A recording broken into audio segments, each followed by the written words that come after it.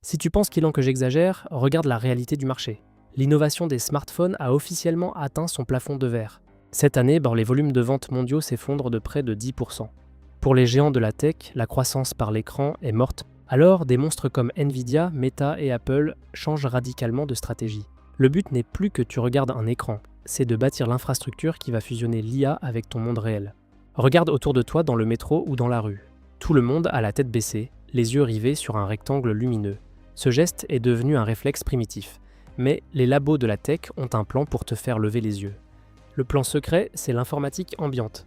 Faire disparaître l'objet de tes poches pour l'intégrer partout ailleurs. Première étape, coloniser tes oreilles avec l'audio permanent. Déjà, 70% des moins de 30 ans portent des écouteurs plusieurs heures par jour, mais l'étape finale de leur plan, elle est purement visuelle. Remplacer tes verres de lunettes classiques par des écrans micro LED transparents, pour projeter des données en temps réel directement sur ta rétine. Le smartphone n'est pas obsolète, il devient juste préhistorique.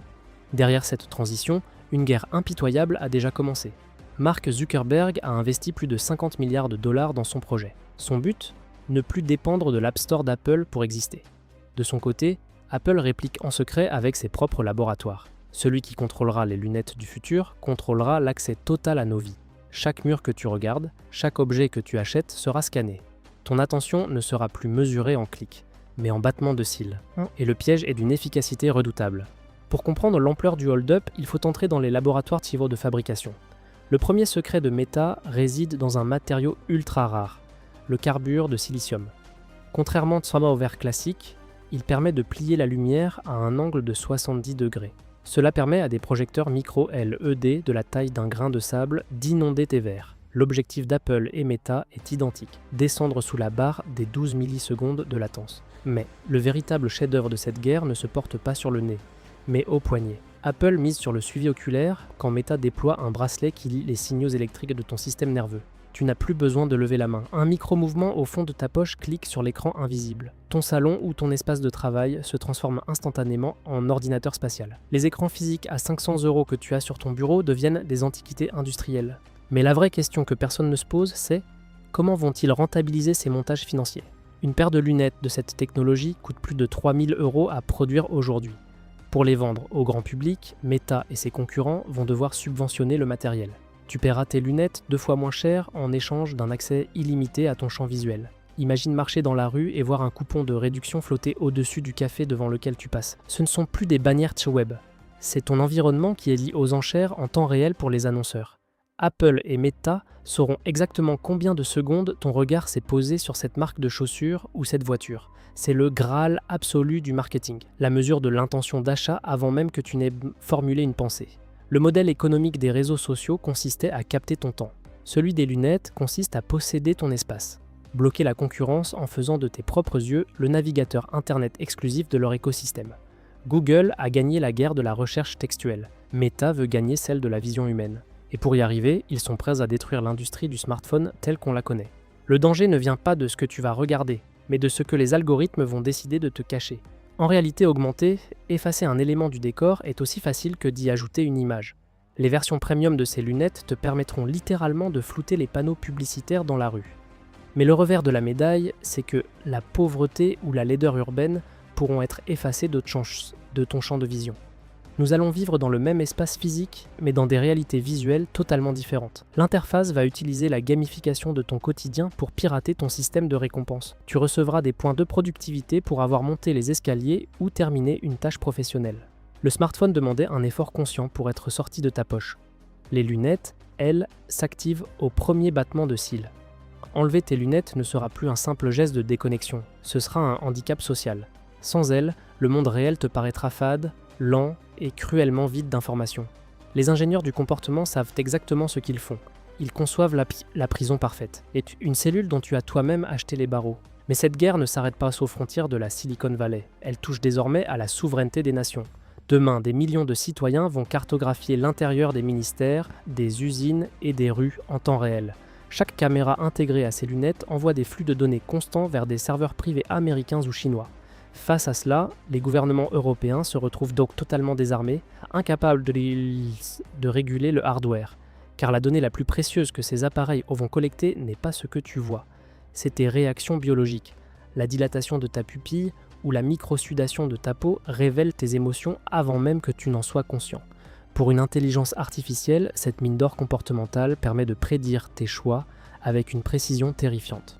Ce n'est plus du ciblage publicitaire, c'est de l'ingénierie sociale de masse appliquée à l'échelle d'une population entière. Les entreprises qui posséderont ces écosystèmes ne seront plus de simples vendeurs de téléphones. Elles deviendront des infrastructures vitales, plus puissantes et plus influentes que la majorité des gouvernements de la planète. Et une fois que toute l'économie mondiale reposera sur leurs interfaces, faire marche arrière sera impossible. À moins de comprendre le levier ultime qu'ils s'apprêtent à actionner, le véritable impact de cette technologie ne sera pas visible sur tes factures, mais dans ton cerveau. Notre cerveau fonctionne selon une règle biologique simple. Ce qui n'est pas utilisé s'atrophie. En affichant des flèches virtuelles directement sur le sol, les lunettes désactivent notre hippocampe. Cette zone du cerveau gère notre mémoire spatiale et notre capacité à nous repérer dans l'espace. En déléguant cette tâche à une IA, nous devenons incapables de nous déplacer sans béquille numérique. Plus grave encore, la superposition constante de notifications détruit notre attention profonde. Ton cerveau ne sera plus jamais au repos. Il traitera en permanence deux flux de réalité simultanés. Les neuroscientifiques tirent déjà la sonnette d'alarme sur ce qu'ils appellent le court-circuit attentionnel. Le smartphone se posait sur une table. Les lunettes, elles, s'accrochent à ton système nerveux. Ce n'est plus un outil externe que tu consultes, c'est une modification directe de ta plasticité cérébrale. Après quelques mois d'utilisation, ton cerveau se sera reconfiguré pour cet écosystème. Et à ce moment-là, retirer tes lunettes ne sera plus un choix, ce sera un sevrage biologique. Pour comprendre où tout cela nous mène, projetons-nous en 2030, lors d'une journée ordinaire. 7 heures du matin, tu n'allumes pas ton téléphone, tu enfiles ta paire de lunettes posée sur la table de chevet. Instantanément, ton agenda, la météo et tes premiers messages flottent dans le vide de ta cuisine. Dans la rue, plus personne ne regarde les panneaux d'affichage. Les publicités s'adaptent dynamiquement à ton profil. Arrivé au bureau, tes collègues basés à Singapour ou New York s'asseyent virtuellement autour de ta table. Leurs visages, leurs expressions et leurs voix sont reproduits avec une fidélité millimétrique. À chaque minute de ta journée, l'écosystème analyse l'efficacité de ton travail et ton niveau de fatigue. À la pause déjeuner, tu achètes un repas d'un simple clignement d'œil, validé par ton empreinte rétinienne. Mais le vrai scénario noir commence lorsque la technologie s'enraye. 18 heures, ta batterie tombe à 0% et le monde réel s'effondre sous tes yeux. Plus de flèches au sol pour rentrer chez toi, plus de notifications pour t'indiquer qui te parle, plus aucun repère. Tu te retrouves seul au milieu d'une foule d'anonymes, brusquement frappé d'une cécité sociale totale. Pourtant, cette prison attentionnelle n'est pas une fatalité. Une contre-attaque invisible s'organise déjà. Demain, la déconnexion ne sera pas un caprice de technophobe. Elle deviendra le marqueur social du luxe ultime. Dans la Silicon Valley, les enfants des ingénieurs qui conçoivent ces algorithmes étudient déjà dans des écoles sans aucun écran. Une nouvelle frontière invisible va séparer l'humanité en deux classes bien distinctes. D'un côté, une masse de consommateurs dépendants, dont le regard est loué à la seconde à des régies publicitaires. De l'autre, une élite financière et intellectuelle capable de payer le prix fort pour protéger son attention pure. Parce que dans un monde où tout le monde est distrait en permanence, la capacité de concentration devient un super pouvoir. Les grandes décisions, les fusions d'entreprises et les négociations d'État se feront les yeux dans les yeux, sans aucune interface. Reprendre le contrôle de ton attention n'est-il plus une question de bien-être, c'est une question de survie stratégique. Tu dois décider dès aujourd'hui si tu veux être l'utilisateur du système ou le produit qu'il monétise. Le smartphone va mourir, c'est une certitude mathématique. Mais la vraie question reste entière. Qu'est-ce que tu choisiras de regarder quand l'écran ? Ce sera toi ? Pense-y la prochaine fois que tu baisseras la tête sur ton téléphone. Pour ne pas le subir, rejoins-nous et abonne-toi. On décode les coulisses du monde de demain.